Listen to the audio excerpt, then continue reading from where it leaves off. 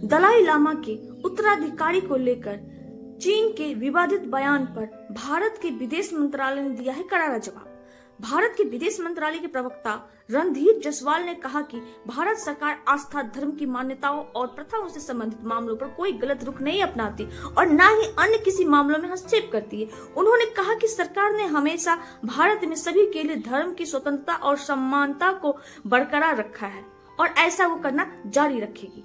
बता दें कि दलाई लामा के उत्तराधिकारी को लेकर चीनी विदेश मंत्रालय ने कहा था कि भारत को अपने शब्दों और कार्यों में सावधानी बरतनी चाहिए। चीन ने कहा कि भारत को तिब्बत से संबंधित मुद्दों पर चीन के आंतरिक मामलों में हस्तक्षेप करना बंद करना चाहिए और आगे कहा गया कि किसी और को उत्तराधिकारी तय करने का कोई अधिकार नहीं है।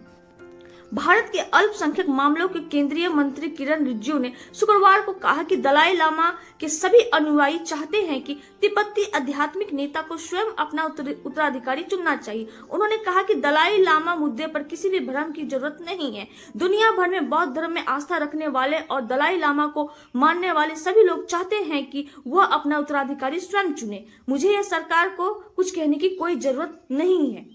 केंद्रीय मंत्री किरण रिजिजू ने आगे कहा कि दलाई लामा को मानने वाले सभी लोगों की राय है कि उत्तराधिकारी का फैसला स्थापित परंपरा के अनुसार और दलाई लामा के इच्छा के अनुसार ही होना चाहिए। उनके और मौजूदा परंपरा के अलावा किसी और को इसे तय करने का अधिकार नहीं है।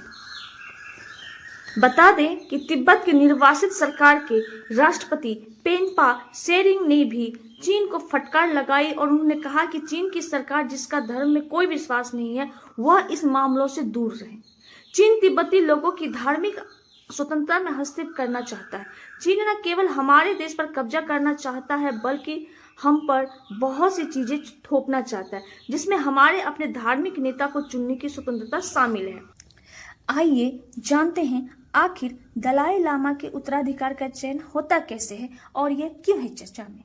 दलाई लामा के उत्तराधिकार का मामला चर्चा में आने के साथ ही यह भी चर्चा का विषय बन चुका है कि तिब्बती बौद्ध धर्म के सर्वोच्च धार्मिक नेता का चयन आखिर होता कैसे है। इसमें यह भी तथ्य है कि हर नया दलाई लामा पिछले लामा का पुनर्जन्म होता है। इसका चुनाव नहीं होता बल्कि इसकी खोज की जाती है।